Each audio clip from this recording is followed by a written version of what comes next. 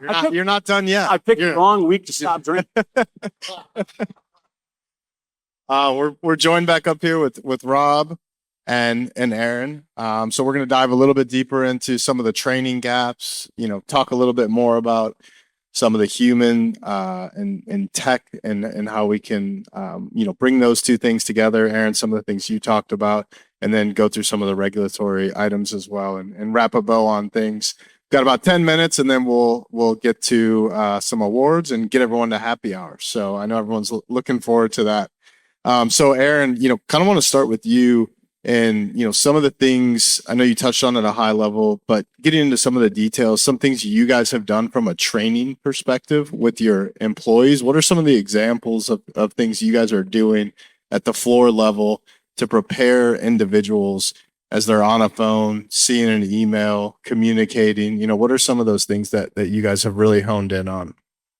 Well, really communicating with our shippers. I mean, that's a huge part of it. Having open communication with them, and this is a training, because you're not only training new people on what logistics is, but how to avoid certain things like freight fraud.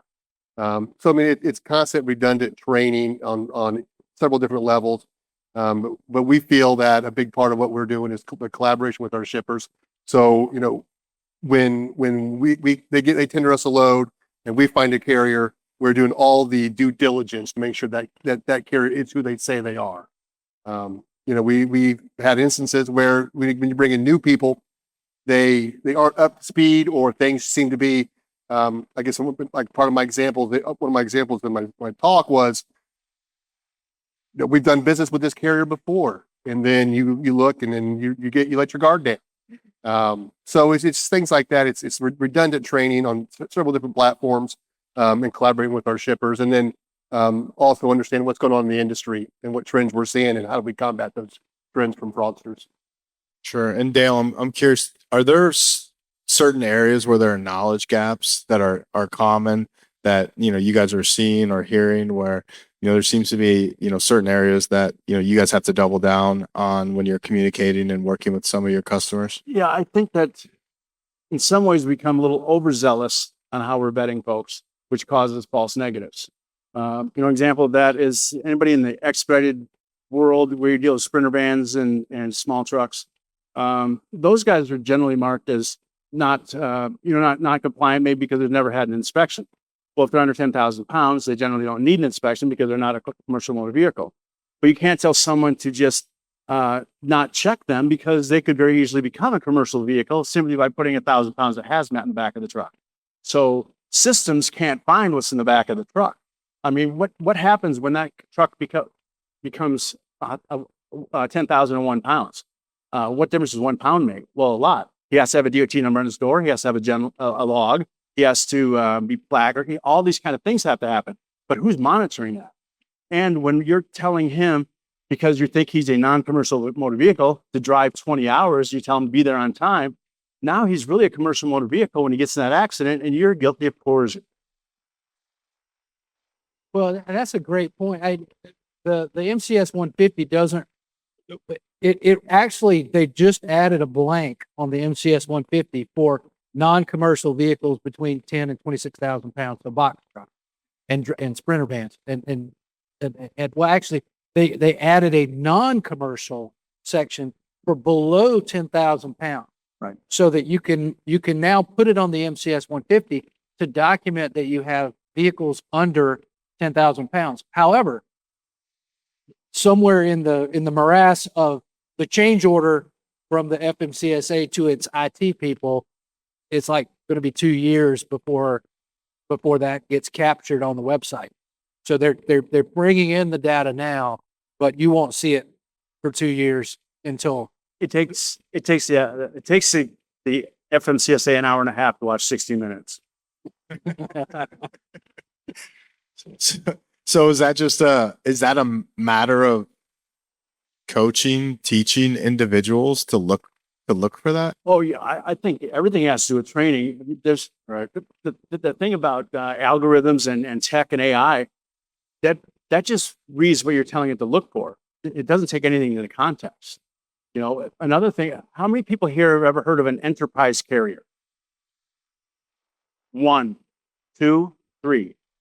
Mexico. Well, don't feel bad, because when I asked the director of the FMCSA's registration department about an enterprise carrier, he said, "What's that?" An enterprise carrier is one that has they're owned by a company, a Mexican or company or individual who has a principal place of business in the United States and can only move freight in or out of the United States. People don't even know what they are. So a guy, there's 2,000 of them right now in our system. They all have an MC number, not an MX number, an MC number. And their certificate is different than anyone else's. It says that they can only move freight in and out of the United States. What's happening is these guys know that, but a lot of us don't.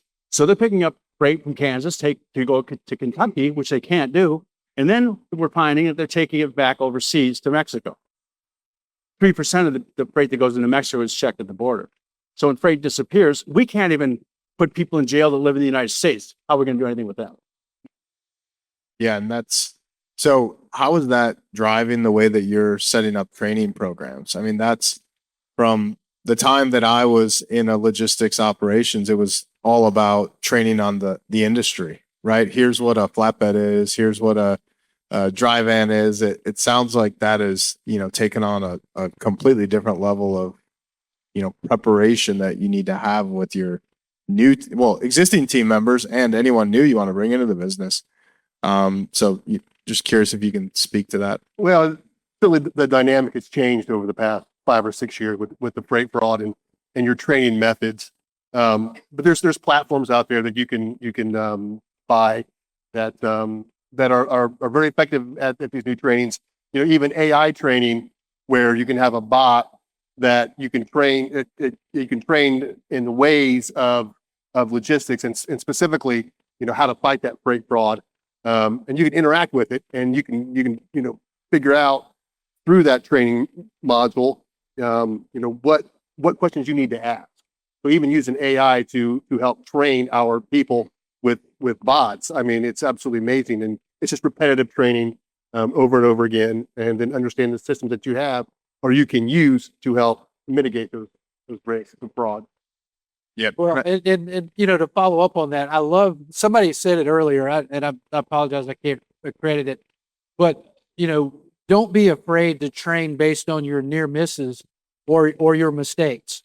And we live in the world of hurt feelings now, where you can't tell anybody anything they did wrong. But I mean, I think it's helpful for somebody to be sitting next to somebody and to find out, oh, this is what she almost did or he almost did, and we dodged a bullet there. Let's talk about that. I think that's fantastic. Yeah, definitely.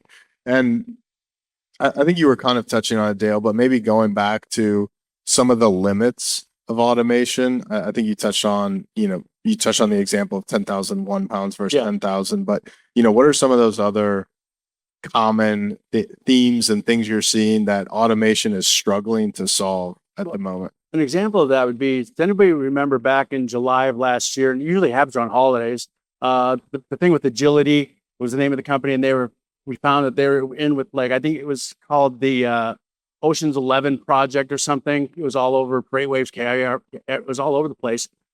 And they thought that there were 24 companies that were affiliated with those that hadn't disclosed the affiliation to the FMCSA. Very difficult for any platform to find that, because what the bad guys do is they spell their name, or in this case, where they thought there were 24 companies affiliated, we found there were 105 companies affiliated with it. And one of those people that was affiliated with her first name is Christiana. I won't say what her last name is, but in FMCSA's record, she spelled her name 14 different ways. Kryschry, spelled her name 14 different ways. So machine learning or AI can't really find that because it doesn't match. With the Secretary of State's office, however, because if you follow the money, you follow the crime usually. She spelled her name exactly the same way every single time.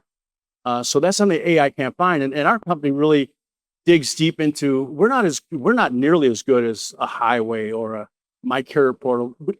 We're like the guy that says, when you get to the gate, we're going to make sure you have a license and boarding pass. Getting past there, all that sophistication, the X-ray and checking your bag and all that's up. We're leaving that up to the experts to do it. We're the first to say we're not the best at that.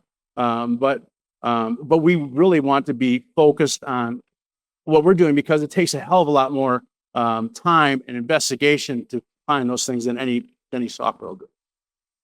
Definitely. And Rob, yeah, Well, your point. his point, I mean, I don't know how somebody keeps up with how many different ways they can spell their name.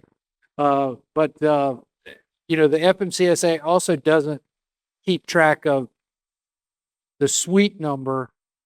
They keep track of an address by number, but they don't keep track of the suite number or the you're in apartment 7 or whatever, because I mean, there's an apartment complex in Fontana, California that has 97 DOT number.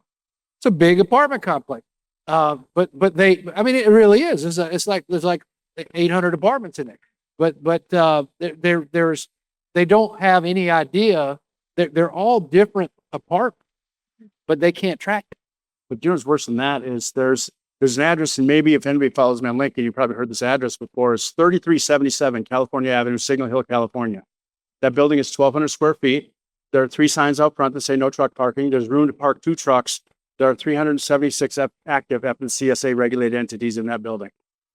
250 of them have the same email address, WTF@AOL.com.